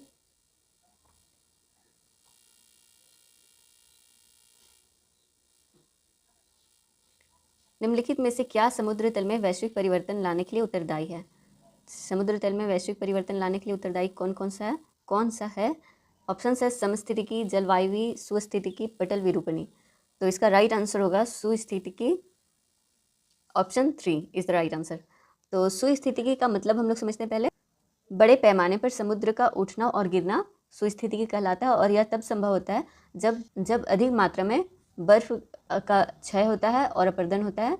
तो इस कारण समुद्र का तल ज़्यादा तेज़ी से उठता और गिरता है। तो इस संचलन को सुस्थितिकी कहते हैं। नेक्स्ट है, निम्नलिखित में से विद्वानों के किस समूह ने धाराओं द्वारा पार्श्विक क्षरण की पेडिमेंट निर्माण में भूमिका पर बल दिया? ऑप्शन पहला है मेकगी, पेज, ब्लैकविल्डर, दूसरा है मेकगी, ब्लैकविल्डर, जॉनसन, तीसरा है पेज, जॉनसन, लॉसन, और चौथा है पेज, ब्लैकविल्डर या जॉनसन। इसका राइट आंसर होगा option 4 is the right answer, Page, Blackwelder और जॉनसन। नेक्स्ट पढ़ते हैं हम लोग। चूना पत्थर गुफाओं के उद्गम का 2 चक्रीय सिद्धांत किसके द्वारा दिया गया है? 2 चक्रीय सिद्धांत के बारे में कहा जा रहा है, तो यह सिद्धांत डेविस ने दिया है। नेक्स्ट, विवर्तनिक बल के कारण निम्नलिखित में से किस लक्षण का निर्माण होता है? ऑप्शन है हैंगिंग वैली, यू आकार वाली घाटी, अंध घाटी या रिफ्ट घाटी। तो इसका राइट आंसर होगा ऑप्शन 4 रिफ्ट घाटी। नेक्स्ट है, कोनार्ड विच्छिन्नता निम्नलिखित में से किसके बीच पाई जाती है? ऑप्शन है बाहरी भीतरी क्रोड, सियाल सीमा, सीमे और निफे या ऊपरी मेंटल और निचली मेंटल। इसका राइट आंसर होगा सियाल और सीमा के बीच पाई जाती है कोनार्ड विच्छिन्नता। इसका हम लोग ट्रिक देखे थे लेहमैन गुरेमो। भू अभिनति की अवधारणा किसने प्रतिपादित की थी? ऑप्शन है होम्स, हॉल एवं डाना, जेम्स हट्टन या JW पॉवेल। भू अभिनति, इसका आंसर होगा हॉल और डाना। नेक्स्ट, ये क्वेश्चन 2025 में भी आया है जून में, और पिछली बार भी एक बार और देखे हम लोग, रिपीटेड क्वेश्चन है। आनत शैल स्तर पर क्षैतिज रेखा की दिशा को क्या कहा जाता है? ऑप्शन है नतिलंब, अपनति, नति या मुक्त फलक। इसका राइट आंसर होगा नतिलंब यानी कि strike. Option 1 is the right answer. अंतः समुद्री कैनियन के उद्गम पर आविलता धारा सिद्धांत, टर्विडिटी करंट सिद्धांत का विद्वान प्रतिपादक कौन है? यह सिद्धांत किसने दिया है? ऑप्शन है सलीन, डेली या ग्रिगोरी हैरीहेस होगा। तो इसका राइट आंसर होगा ऑप्शन 3 डेली ने दिया है। नेक्स्ट है, पैटरनास्टर झील क्या है? ऑप्शन है हिम नदीय सोपानों पर निर्मित झीलें हैं, ज्वालामुखी उत्पन्नित झीलें हैं, समुद्री अपरदन द्वारा जल के उथले क्षेत्र से बनी झीलें हैं, या नदी विसर्प से कटी अर्धचंद्राकार आकार की झीलें हैं। हिम नदीय सोपानों पर निर्मित झीलें, option 1 is the right answer. 2018 का PYQ यहाँ खत्म होता है। 2019 में हम लोग कदम रखते हैं अपना। 2019 का ये पहला क्वेश्चन आपके सामने चूना पत्थर की गुफाओं की उत्पत्ति से संबंधित द्विचक्रीय सिद्धांत के प्रतिपादक थे। द्विचक्रीय सिद्धांत कई बार आ चुका है PYQ में, तो इसका आंसर होगा डेविस ने दिया है द्विचक्रीय सिद्धांत। अब तो आपको याद भी हो गया होगा ये सारे क्वेश्चन, अभी सब रिपीटेड ही क्वेश्चन आएगा। रिया तट भी आ चुका है। रिया तट निम्नलिखित में से किसका उदाहरण है? इसका आंसर होगा ऑप्शन 3, निमग्न ऊपरी तट रेखा। निमग्न ऊपरी तट रेखा, ये भी पहले आया है। नेक्स्ट है, अपर्दन की प्रक्रिया में विलयन के द्वारा पदार्थ का अपनयन, रिमूवल, क्या कहलाता है? ऑप्शन है अपघर्षण, सन्निघर्षण, संक्षारण, अधःखतन। इसका आंसर होगा संक्षारण। Option 3 is the right answer. Next है पैन प्लेन, ये भी कई बार आया है। पैन प्लेन की अवधारणा किसने दिया है? ऑप्शन 4 है क्रिकमे ने दिया है। ये सब क्वेश्चन का आंसर आप खुद से भी देने का ट्राई कीजिएगा। अब ये आया फिगर वाला क्वेश्चन, इतने सालों में पहली बार ऐसा क्वेश्चन पूछा गया था 2019 में, तो ये हो सकता है कि रिपीट कर दे। क्वेश्चन क्या पूछा है कि निम्नलिखित आरेख में उच्चदर्शी वक्र हाइसोग्राफिक कर्व बेसिन के विकास के विभिन्न चरणों को अभिव्यक्त करता है। ये फिगर दिया हुआ है। उपरोक्त आरेख से बेसिन के विकास के सबसे युवा चरण के सही विकल्प को चुनें। तो हमें सबसे युवा चरण को चुनना है। A, B, C, D, इनमें से सबसे युवा चरण कौन सा होगा? जो सबसे ऊपर होगा। तो ये option A, option 1 is the right answer. A सबसे युवा चरण है। नेक्स्ट है, वृहद हिमालय में निम्नलिखित में से किस प्रकार का अपक्षयन आमतौर पर प्रबल है? ऑप्शन है शैलखंड विघटन, स्क्रीन निर्माण, विसल्कन या कनिकी विघटन। इसका राइट आंसर होगा ऑप्शन 1 शैलखंड विघटन। नेक्स्ट क्वेश्चन, निम्नलिखित में से कौन से हिमघाव प्राकृतिक रूप से सर्वाधिक विनाशकारी होते हैं? ऑप्शन है अदृढ़ हिम, पट, चूर्णी हिम, आर्द्र हिम। इसका राइट आंसर होगा पट। Option 2 is the right answer.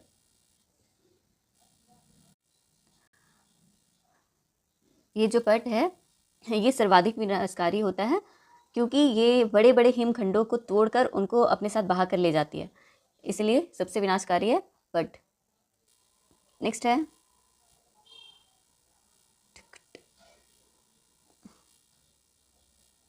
स्थल मंडलीय पट्टिकाओं की रचनात्मक उपांत को निम्नलिखित में से किसके द्वारा अभिव्यक्त किया जाता है? ऑप्शन है यूराल पर्वत, मरियाना खाई, सिंधु गंगा मैदान या मध्य अटलांटिक कटक। इसका राइट आंसर होगा ऑप्शन 4 मध्य अटलांटिक कटक। मध्य अटलांटिक कटक। स्थल मंडलीय पट्टिकाओं का मतलब होता है अपसारी, क्या अपसारी सीमांत। 2019 का भी क्वेश्चन हम लोग कर चुके हैं। अब 2020 की ओर चलते हैं। Welcome to 2020। इसका पहला क्वेश्चन है, निम्नलिखित किस समूह की स्थलाकृति का निर्माण अपर्दन के कारण होता है? इसका ऑप्शन है प्लाया शिखरिका जलजक गर्तिका, 2 है एराटिक केम लेविस, ड्रेमलिन फिजॉर्ड तरंग निर्मित प्लेटफॉर्म, ड्रीप स्टोन विलियन रंध्र यू आकार की घाटी। इसका राइट आंसर होगा ऑप्शन 1 प्लाया शिखरिका जलजक गर्तिका। नेक्स्ट, निम्नलिखित में से कौन सी भूकंप तरंगे अधिक केंद्र पर अधिक विध्वंसात्मक होती है? ऑप्शन है एस तरंग, पी तरंग, आर तरंग, एल तरंगे। हमें इसका आंसर पता है, इसका आंसर 4 है एल तरंगे सबसे अधिक विध्वंसात्मक होती है।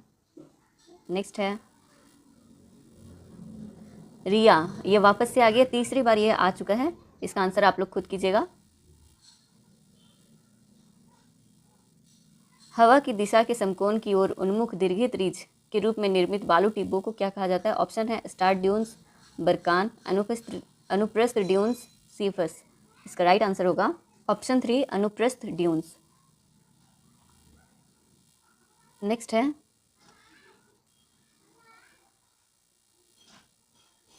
निम्नलिखित में से कौन सी भू आकृति निर्माण की गति के आधार पर दूसरों से भिन्न होती है? पहला है रैपिड्स, कोई स्टार, एस्कारपमेंट, ड्रीप स्टोन्स। इसका राइट आंसर होगा option 4 drip stones is right answer. Next है,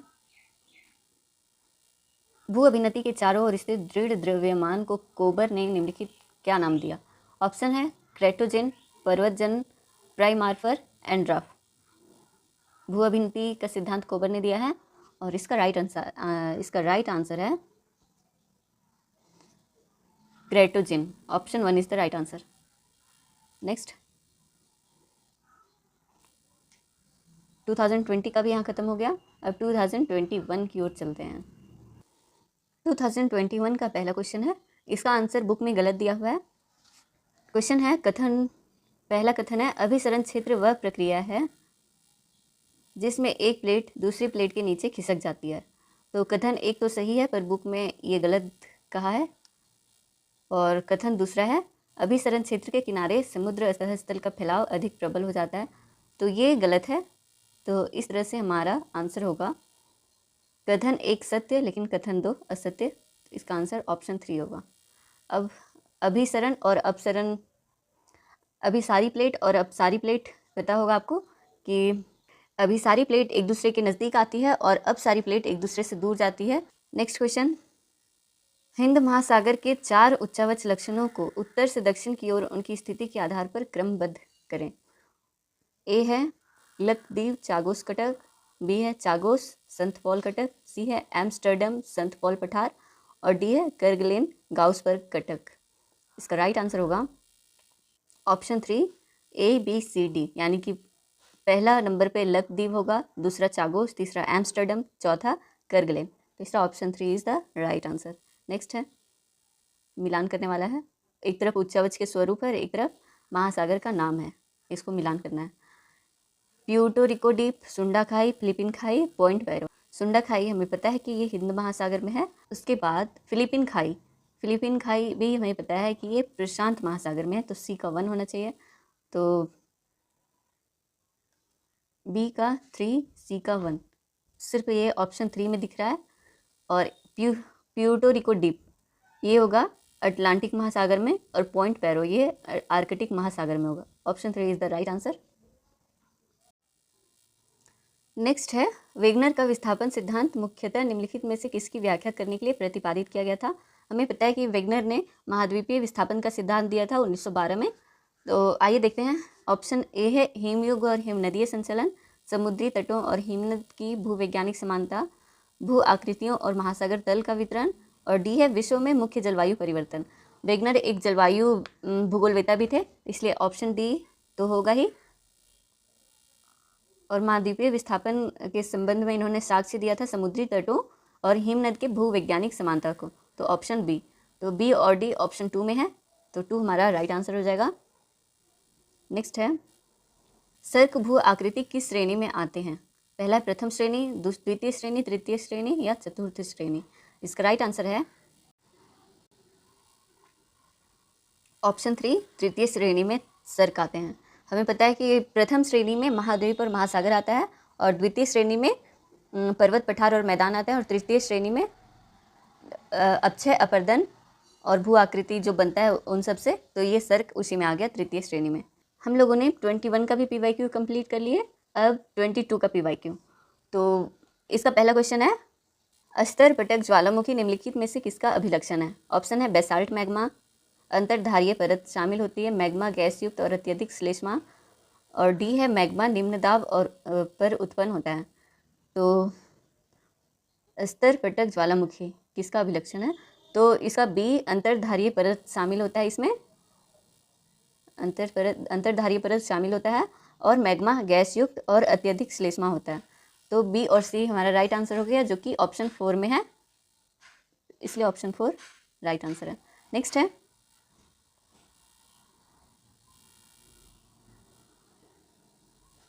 निम्नलिखित किस भ्रंश में भूस्खलन का बहुत बड़ा जोखिम निहित होता है। ऑप्शन है नती लंबी अथवा अंतरित धारा भ्रंश, दूसरा है सामान्य भ्रंश, व्युत्क्रम भ्रंश या अधिक्षिप्त भ्रंश। इसका राइट आंसर होगा ऑप्शन 3 व्युत्क्रम भ्रंश। बहुत जल्द खत्म होने वाला है। अब 2023 का पहला क्वेश्चन है कौन सा एक हिमानी जलोढ़ स्थलाकृति नहीं है। नहीं है पे ध्यान देना है, क्योंकि स्लिम मिस्टेक यही होता है कि हम इस पे नहीं ध्यान देते हैं। ऑप्शन है ड्रमलिन, केम, एस्कर और केटिल छिद्र। तो स्थलाकृति कौन सा नहीं है हिमानी जलोढ़, तो इसका आंसर होगा पहला ड्रमलिन। बाकी हिमानी जलोढ़ स्थलाकृति है। ठीक है। नेक्स्ट, बाह्य क्रोड आंतरिक क्रोड से तरंगों के वेग में अंतर के आधार पर विलग किया जाता है। ऑप्शन है पी तरंग एस एल, पी और एस एस, और चौथा है पी। इसका राइट आंसर होगा पी तरंग। पी तरंग प्राथमिक तरंग को कहते हैं और ये पृथ्वी के धरातल पर सबसे पहले पहुंचती है और ये अनुदैर्ध्य तरंग होती है, इसीलिए इसे ध्वनि तरंग भी कहते हैं। और यह पी तरंग सिर्फ है जो ठोस, द्रव्य और गैस तीनों माध्यम से होकर गुजरती है। नेक्स्ट है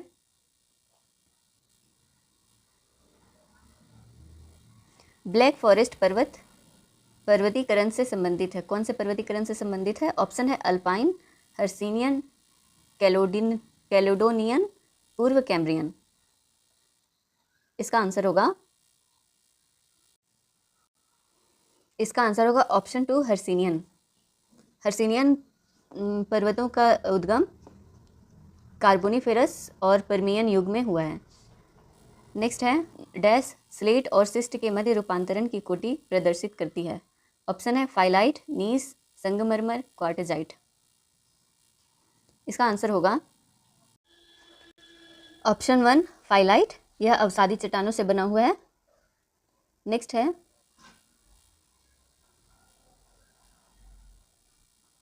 अपसारी प्लेट सीमा पर स्थित है। कौन सा है? ऑप्शन है मरियाना गर्त, एंडीज पर्वत, यूराल पर्वत, आइसलैंड। इसका राइट आंसर है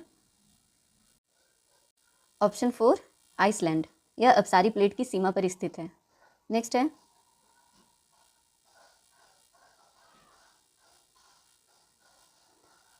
समुद्र तल प्रसरण के पक्ष में एक प्रमाण नहीं है। ऑप्शन है अवसादों की आयु, पूरा चुंबकत्व, ज्वारीय बल, ज्वालामुखी द्वीपों और सागरीय पर्वतों का मानचित्रण।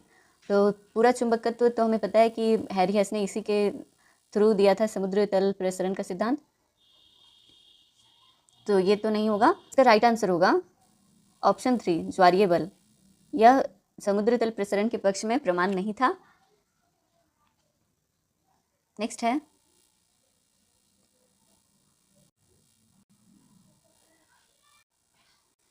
सैन एंड्रियास भ्रंश किसका एक उदाहरण है? ऑप्शन है अभिसारी प्लेट का, ट्रांसफॉर्म प्लेट का, अपसारी प्लेट का या रचनात्मक प्लेट सीमा का। इसका राइट आंसर है ऑप्शन 2 ट्रांसफॉर्म प्लेट का। नेक्स्ट है इंडीज पर्वत के अभिसरण क्षेत्र में स्थित है। ऑप्शन है यूरेशियन और फिलीपींस प्लेट, अमेरिकन और स्कॉटिया प्लेट, प्रशांत और कोकोस प्लेट और नाजका प्लेट और दक्षिण अमेरिका प्लेट। तो हमें पता है कि एंडीज पर्वत दक्षिण अमेरिका का प्लेट है, तो ये दक्षिण अमेरिका क्षेत्र में होगा जहाँ पे नाजका प्लेट और दक्षिण अमेरिका प्लेट का अभिसरण क्षेत्र है। तो इसलिए इसका राइट आंसर ऑप्शन 4 है। नेक्स्ट है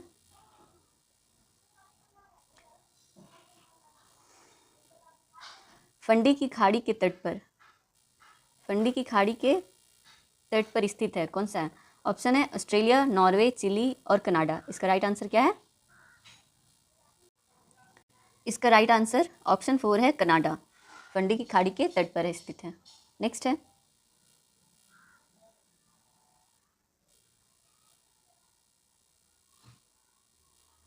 अपर्दनी गतिविधियों द्वारा निर्मित भू आकृतियां हैं। ऑप्शन है ए यारडांग और स्तंभ, सर्क और बरखान, अरेटे और एस्कर, वात छिद्र और सीफ टिब्बा, संरचनात्मक सोपान और कॉल। इनमें से कौन सा है जो अपर्दनी गतिविधियों द्वारा निर्मित है? इसका राइट आंसर होगा ऑप्शन 1 ए और ई।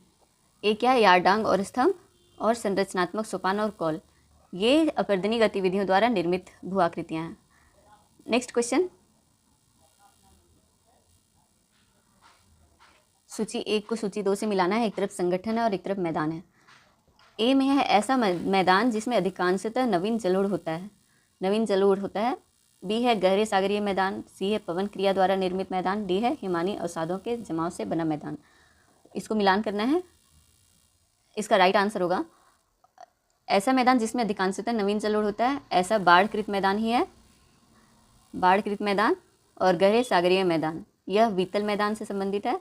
और पवन क्रिया द्वारा निर्मित मैदान लोयस का मैदान है। और हिमानी अवसादों के जमाव से बना मैदान ये हिमानी धौत मैदान है। तो इस तरह से इसका option 1 is the right answer. Next, पहाड़ी ढाल के तत्वों को ऊपर से नीचे की ओर सही क्रम में रखें। ए है वर्धमान ढाल, छियमान ढाल, मालवा ढाल और मुक्त अग्रभाग। इसको क्रम में सजाना है।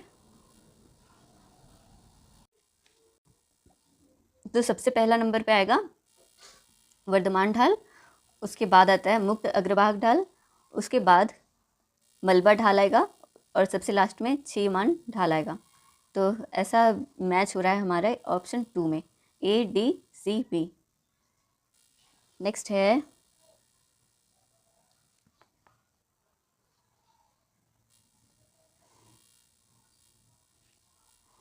उष्णकटिबंधीय ऊंचे पर्वतों पर भी स्थायी हिम आवरण होने का कारण क्या है?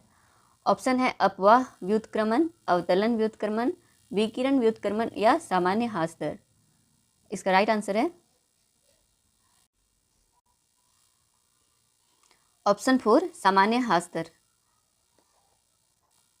नेक्स्ट है 2023 भी हमारा खत्म हो गया, अब लास्ट है 2024। तो चलिए उसका क्वेश्चन, उसके PYQ को हम लोग देखते हैं। गो गेट सेट को। फाइनली हम लोग लास्ट PYQ पे पहुंच गए 2024 पर। इसका पहला क्वेश्चन है, भू आकृतियों तथा प्लेट विवर्तनिकी के संदर्भ में सही कथनों को चुनिए। ऑप्शन है दक्षिणी अमेरिका के प्रबल ज्वालामुखी महासागर महाद्वीपीय अभिसरण से संबंधित है। बी है हिमालय की उत्पत्ति महाद्वीप अभिसरण के कारण हुई है। हॉटस्पॉट हमेशा प्लेट सीमाओं पर स्थित होते हैं। पृथ्वी का सतत चुंबकीय क्षेत्र आंतरिक क्रोड पिघली धातु का चलन के कारण होता है। तो इसका राइट है ए, दक्षिण अमेरिका के प्रबल ज्वालामुखी महासागर महाद्वीपीय अभिसरण से संबंधित है, तो ये सही हो जाएगा। और हिमालय की उत्पत्ति महाद्वीप अभिसरण से हुआ, ये भी सही है। यूरेशियन महाद्वीप और भारतीय उपमहाद्वीप के टकराने से हिमालय की उत्पत्ति हुई, इसलिए महाद्वीप अभिसरण के कारण हुई है।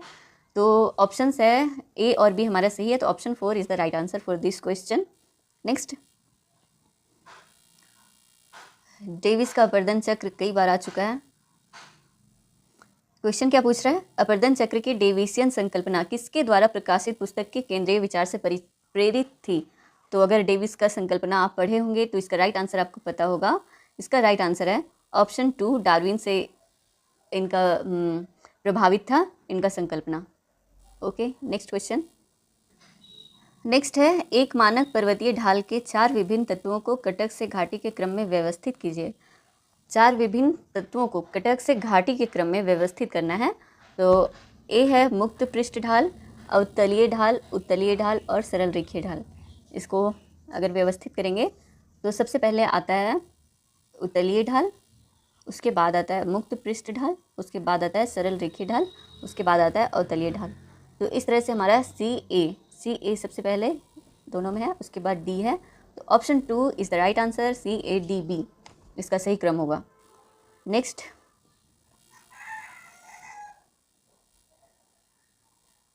पेंक की भूदृश्य विकास मॉडल के एविस्टीजेंडे-एंटविकुलुंग चरण में क्या होगा?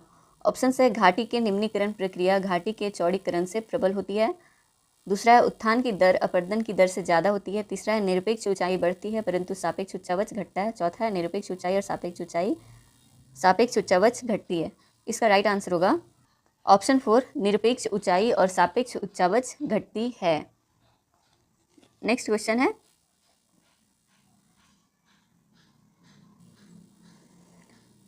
निम्नलिखित में से कौन सा अपर्दनकारी भू आकृतियों के समूह का प्रतिनिधित्व करता है? ऑप्शन 1 जेवगेन, ट्रिगडेट, स्पर्स, लैपिज। दूसरा है इंटरलॉकिंग स्पर्स, केम, स्टेलेगमाइट्स। तीसरा है हैंगिंग वैली, टोम्बोलो, सी गुफा। चौथा है पॉट हॉल्स, ड्रिंकेंटर, ड्रमलिन। इसका राइट आंसर है ऑप्शन 1 जेवगेन, ट्रिगडेट, स्पर्स और लैपिज। ये पहले भी आ चुका है क्वेश्चन में। नेक्स्ट है वापस से डेविस के भौगोलिक चक्र के ग्राफिक चित्रण में 2 वक्रों ऊपरी व निचला का अंतर किससे प्रदर्शित करता है? ऑप्शन है जल विभाजकों की निरपेक्ष ऊंचाई, सापेक्ष उच्चावच, घाटी के तलों की ऊंचाई, अपर्दन का आधार तल। इसका राइट आंसर होगा ऑप्शन 2 सापेक्ष उच्चावच। 2024 के ही क्वेश्चन में यही क्वेश्चन रिपीट कर दिया, इसीलिए PYQ बहुत बहुत इंपॉर्टेंट है। इससे डायरेक्ट क्वेश्चन आता है, आप लोग देख चुके हैं, इसलिए इसको 2-3 बार कम से कम देख लेना है एग्ज़ाम से पहले। इसी तरह सारे सब्जेक्ट का हम लोग PYQ लाएंगे। यूनिट्स के पिछले 10 सालों के PYQ को नेक्स्ट वीडियो में कवर करेंगे। अगर आपको आज की क्लास हेल्पफुल लगी हो तो वीडियो को लाइक कीजिए, दोस्तों के साथ शेयर कीजिए और सब्सक्राइब कर लीजिए, क्योंकि अगला वीडियो और भी इम्पोर्टेंट होने वाला है। याद रखिए, JRF सिर्फ मेहनत करने वालों का नहीं निकलता, बल्कि सही दिशा में मेहनत करने वालों का निकलता है, और इसमें PYQ आपका सबसे बड़ा हथियार होगा। ऐसे ही इम्पोर्टेंट वीडियो के साथ मैं आपके साथ बनी रहूँगी। Thank you. जय हिंद।